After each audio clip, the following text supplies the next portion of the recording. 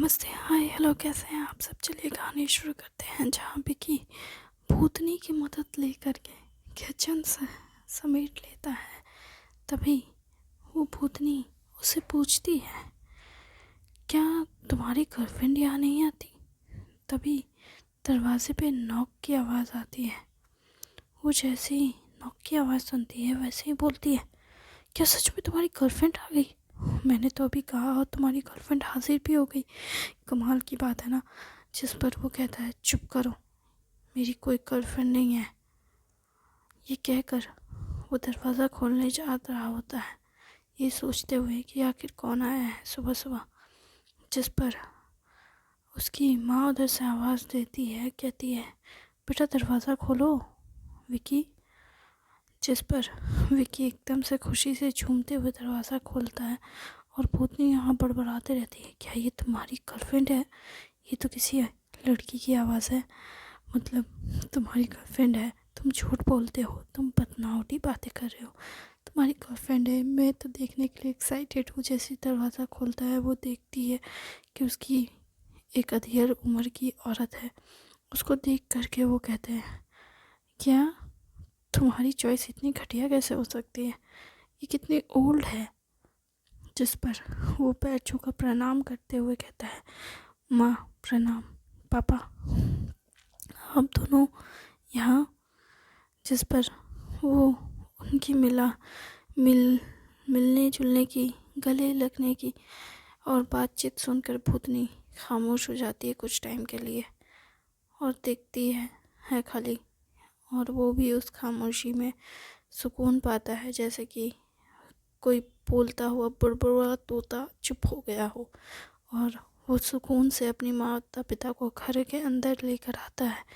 उसकी माँ किचन में जाती है। सबसे पहले किचन को देखकर वो हैरान हो जाती है और अपने बेटे को देखती है। फिर वो कहती है कि ये किचन। जिस पर वो कहता है, माँ आप अभी अभी तो आई हो, मैंने आपसे कहा ना कि आप बैठो, मैं चाय बना के लेके आता हूँ। नाश्ता अभी बनाया नहीं है मैंने, चल तो मैं नाश्ता बना देता हूँ।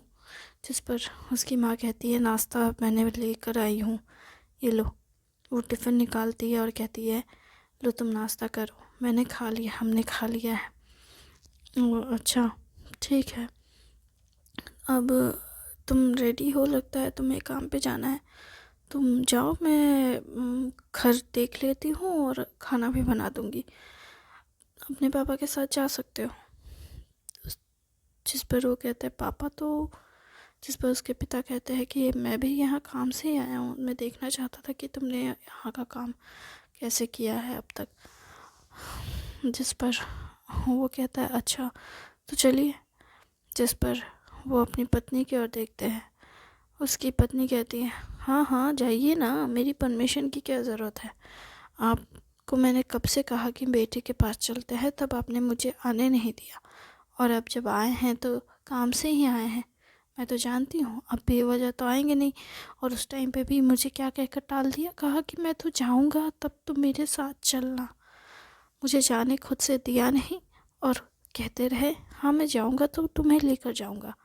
लेकिन वो दिन कभी आया ही नहीं। आ तो गया, मैं ले आया ना, कितने दिन बाद आए हैं। हाँ मेरी बेटी को यहाँ आए हुए 10 दिन से ऊपर हो गया, लेकिन आप मुझे यहाँ लेकर आए हैं कितने दिन बाद। मेरी बेटी को कितनी परेशानी हो रही होगी, देखिए रसोई का क्या हाल किया होगा। मैं ये सोच सोच के परेशान थी, लेकिन हाँ चलो मेरे बेटे ने अच्छे से रसोई संभाल ली। अरे वो हमारा बेटा है, कैसे न संभाल लेता, कैसे संभालता। हाँ वो अब तक जितनी जगह पे रहा है वो सब होटल रेस्टोरेंट, मतलब बाहरी जगह रही है। वहाँ पे भी हॉस्टल वगैरह में भी रहा है, तो वहाँ पे खाना मिल जाता था। उसने कभी खुद से खाना बनाया है क्या। नहीं मैम, मुझे खाना बनाना आता है।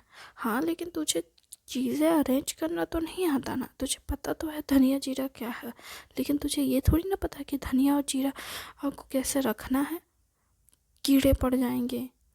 चीज़ों को संभालना भी आना चाहिए ना, इसे संभालना थोड़ी ना आता है।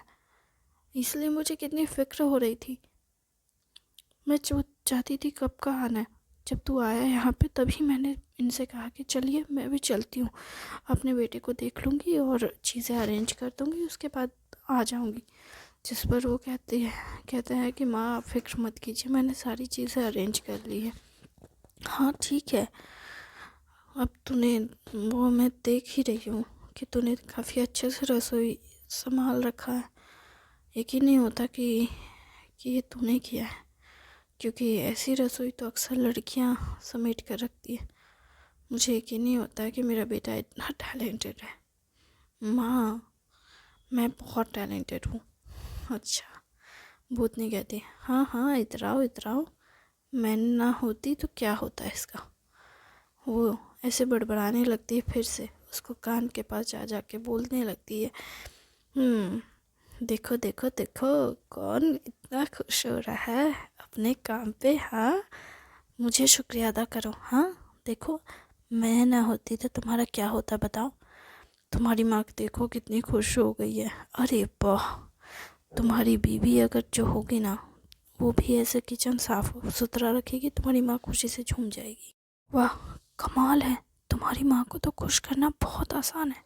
तुम्हारी माँ तो किचन देख कर खुश हो जाएगी। तुम्हारी होने वाली बीवी बस तुम्हारी माँ को किचन दिखा दे समेट कर, तुम्हारी माँ तो खुश हो जाएगी। जिस पर वो ये सारी बातें कान में उसके घूमते घूमते बता रही होती है, तो वो एकदम से परेशान हो जाता है और कहता है बस करो, चुप हो जाओ। उसकी माँ कहती है क्या हुआ, मैंने क्या किया। अरे माँ आपको नहीं बोल रहा हूँ, मैं बस ऐसी। उसकी माँ एकदम से चिल्लाने लगती है और कहती है कि ऐसे कैसे तुम। जिस पर वो कहता है कि माँ मैं आपको नहीं बोल रहा था कि चुप हो जाइए, मैं बस कह रहा था कि आप अभी तो आए हैं, अभी ये सब करने की क्या ज़रूरत है। ऐसे कैसे मतलब कैसे आप ये सब मतलब। हाँ मैं सुन रही हूँ, एक्सप्लेन करो मुझे कि तुम अचानक से क्यों बोले कि चुप हो जाओ। तुम मुझे ही बोल रहे हो ना। अरे माँ नहीं, मैं। उधर से वो कहती है उसके कान में घूमते घूमते, अब बताओ तुम्हारी माँ को कैसे बताओगे तुम कि तुम मुझ पे चिल्ला रहे थे, बताओ बताओ। जिस पर वो सोच रहा है कि मैं करूँ तो करूँ क्या। फिर वो कहता है माँ वो मैं सच कह रहा हूँ, मैं आप पे चिल्ला नहीं रहा था या आपको नहीं बोल रहा था कि आप चुप हो जाओ। मैं बस ये कहने की कोशिश कर रहा था कि अब आप चुपचाप से आराम से रेस्ट करो ना, वो कमरा है, आप हाथ मुँह धोइए, रेस्ट कीजिए। मैं बस काम में पापा के साथ निकल रहा हूँ और मैं शाम को मतलब दोपहर में जब आऊँगा तो मैं खाना लेकर आ जाऊँगा आपके लिए। यहाँ का खाना बहुत अच्छा है। और नहीं तो फिर मैं आपको लोकेशन भेज दूँगा फ़ोन पे। आप लोकेशन के हिसाब से आप वहाँ आ जाइएगा रेस्टोरेंट वगैरह में। मैं जहाँ का लोकेशन आपको दूँगा आप वहाँ पे आ जाइएगा। मैंने कुछ ऐसे जगह एक्सप्लोर की है जो वहाँ पे बहुत अच्छा टेस्टी खाना मिलता है। माँ आपको ना दोपहर का खाना वहाँ पे खाना चाहिए। मैं बस यही कहना चाहता था, आप यहाँ आए हो तो अच्छे से मेघालय घूम लो, अच्छी जगह एक्सप्लोर करो। बहुत सुंदर जगह है जहाँ पे आप आराम से रह सकते हो, रेस्ट कर सकते हो, एक्सप्लोर कर सकते हो, नेचर के करीब जा सकते हो। अच्छा बहाना मत बना, कुछ है क्या इस घर में। अरे माम ऐसा क्या मतलब, आपको ऐसा क्यों लगता है, यहाँ कुछ नहीं है। हाँ ठीक है, मैं तब जाती हूँ, पर ध्यान रखना। हाँ हाँ। अरे आप कहाँ जा रही हो। अरे मैं रेस्ट करने जा रही हूँ। अच्छा ठीक है, मैं और पापा हम आते हैं। ठीक है, ध्यान से जाओ ना और ध्यान से आना। हाँ हाँ माँ आप फिक्र मत कीजिए, हम लोग अच्छे से जाएंगे, अच्छे से आएंगे। ठीक है, मैं तब जाती हूँ। वो जाती है और फिर बाहर निकल जाती है अपने पति और बेटे को पीछा करते हुए। और उसके बेटा कहता है क्या हुआ माँ, आप बाहर क्यों आई। अरे गाड़ी में से सूटकेस तो निकालना होगा ना, तुम्हारे पापा तुम्हारे दोनों साथ में जाओगे तो। अरे मेरी कार है ना, पापा और मैं मेरी कार में चले जाएंगे। आप आराम करो माँ, गाड़ी यहीं पे है, आप जाओगे कहीं तो गाड़ी आप चला लेना। ठीक है, वैसे गाड़ी चलानी तो आती है ना माँ, याद तो है ना। तुम कहना क्या चाहते हो? हाँ, अरे मैं ये कहना चाहता हूँ कि मैंने आपको गाड़ी बहुत पहले सिखाई थी, आपको याद है कि नहीं? तुम्हें क्या लगता है? हाँ, मैं क्या गाड़ी नहीं चलाना जानती? हाँ, मैं ना, तुम्हारे पापा जब हॉस्पिटल में था, एक्सीडेंट का न्यूज़ सुना, मैं कार चला करके यहाँ तक आई थी। उस अस्पताल में, क्या नाम है उसका, जिस अस्पताल में तुम्हारे पापा भर्ती थे, यहाँ से 2-3 किलोमीटर दूर था। एक्सीडेंट पेशेंट वहीं पे जाते थे इमरजेंसी में। पता है तुम्हारे क्या चाचा ने यहीं पे भर्ती किया था? अच्छा, अंकल ने यहाँ भर्ती किया था।